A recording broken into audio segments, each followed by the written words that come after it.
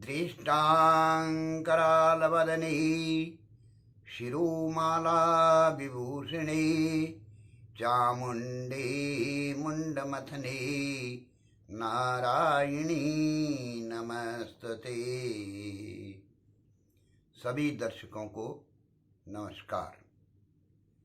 आज मैं आपको ग्रहों की मैत्री के बारे में बताऊंगा। 3 प्रकार की मैत्रियां होती हैं। एक नैसर्गिक मैत्री, दूसरा तत्कालीन मैत्री और तीसरी पंचधा मैत्री। नैसर्गिक और तत्कालीन मैत्री के आधार पर पंचधा मैत्री निकलती है और फलादेश उसी पंचधा मैत्री के आधार पर किया जाता है। तो सर्वप्रथम सूर्य के मित्र हैं चंद्र मंगल बृहस्पति, सम होते हैं बुध और शत्रु होते हैं शुक्र शनि राहु केतु। इनकी पूर्ण दृष्टि 7वीं होती है।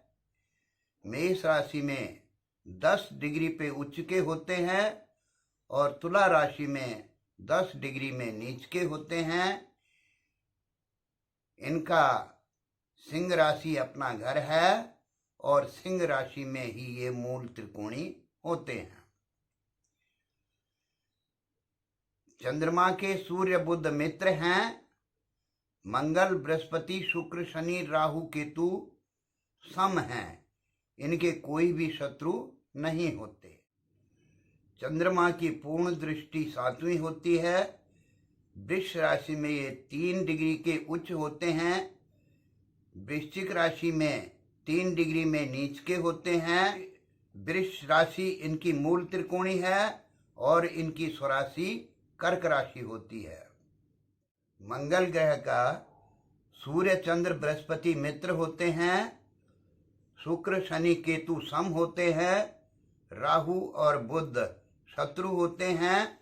इनकी 4, 7, 8वीं पूर्ण दृष्टि होती है। मकर में 28 डिग्री के ये उच्च के होते हैं। कर्क राशि में 28 डिग्री के नीच के होते हैं। मेष इनकी मूल त्रिकोण राशि होती है और मेष और वृश्चिक ये इनकी स्वराशि होती है।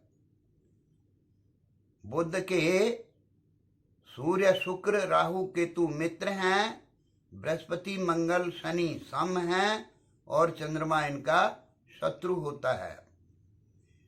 इनकी पूर्ण दृष्टि 7वीं होती है। कन्या में 15 डिग्री के ये उच्च के होते हैं। मीन में 15 डिग्री के नीच के होते हैं। मूल त्रिकोणी राशि इनकी कन्या है और मिथुन और कन्या इनके स्वराशि हैं। अब बृहस्पति के बारे में, सूर्य चंद्र मंगल इनके मित्र हैं। शनि राहु केतु इनके सम होते हैं। बुध और शुक्र इनके शत्रु होते हैं। 5, 7 और 9वीं इनकी पूर्ण दृष्टि होती है। कर्क राशि में 5 डिग्री के ये उच्च के होते हैं और मकर राशि में 5 डिग्री के नीच के होते हैं। इनकी मूल त्रिकोण राशि धनु है और धनु और मीन राशि इनकी स्वराशि है।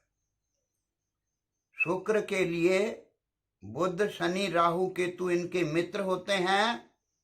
मंगल बृहस्पति सम होते हैं। सूर्य और चंद्र इनके शत्रु होते हैं। पूर्ण दृष्टि 7वीं होती है।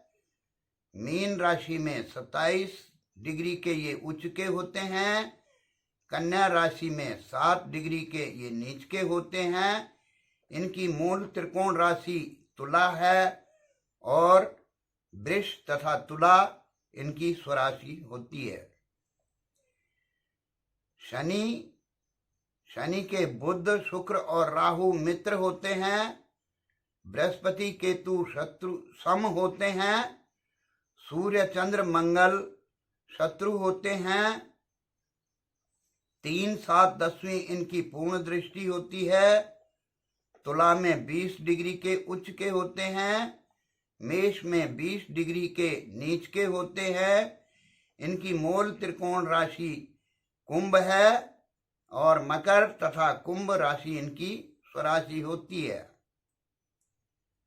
राहु के शुक्र शनि बुध मित्र होते हैं। बृहस्पति केतु सम होते हैं। सूर्य चंद्र मंगल शत्रु होते हैं। 5 और 7 तथा 9 इनकी पूर्ण दृष्टि होती है। मिथुन में 15 डिग्री के उच्च के होते हैं। धनु में 15 डिग्री के नीच के होते हैं। इनकी मूल त्रिकोण राशि कर्क है और कन्या इनकी स्वराशि है। केतु के बुध शुक्र शनि मित्र होते हैं। राहु बृहस्पति सम, सूर्य चंद्र मंगल शत्रु होते हैं। 5, 7, 9 इनकी पूर्ण दृष्टि होती है। धनु में 15 डिग्री के उच्च के होते हैं और मिथुन में 15 डिग्री के नीच के होते हैं। मकर इनकी मूल त्रिकोण राशि है और मीन इनकी स्वराशि होती है। जन्मपत्री में तत्कालीन मैत्री के लिए 2, 3, 4, 10, 11वें और तथा 12वें भाव में जो ग्रह होते हैं वो तत्कालीन मित्र होते हैं तथा 1, 5, 6, 7, 8 और 9वें भाव में जो ग्रह होते हैं वो तत्कालीन शत्रु होते हैं। पंचधा मैत्री के लिए नैसर्गिक मैत्री और तत्कालीन मैत्री का सामंजस्य बिठाया जाता है, जिसमें कि अधिमित्र, अगर दोनों में मित्र हैं तो अधिमित्र होते हैं। यदि एक में मित्र है और एक में सम है तो मित्र होते हैं। यदि एक में मित्र और दूसरे में शत्रु हैं तो सम होते हैं। एक में सम है और दूसरे में शत्रु है तो शत्रु होते हैं और दोनों में शत्रु हैं तो अधिशत्रु होते हैं। इस प्रकार पंचधा मैत्री का निर्णय किया जाता है और फलादेश में पंचधा मैत्री के आधार पर ही फलादेश किया जाता है।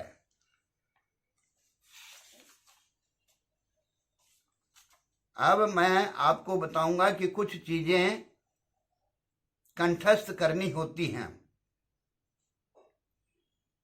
अंग्रेजी में अंश को डिग्री बोलते हैं, कला को मिनट और विकला को सेकंड बोलते हैं।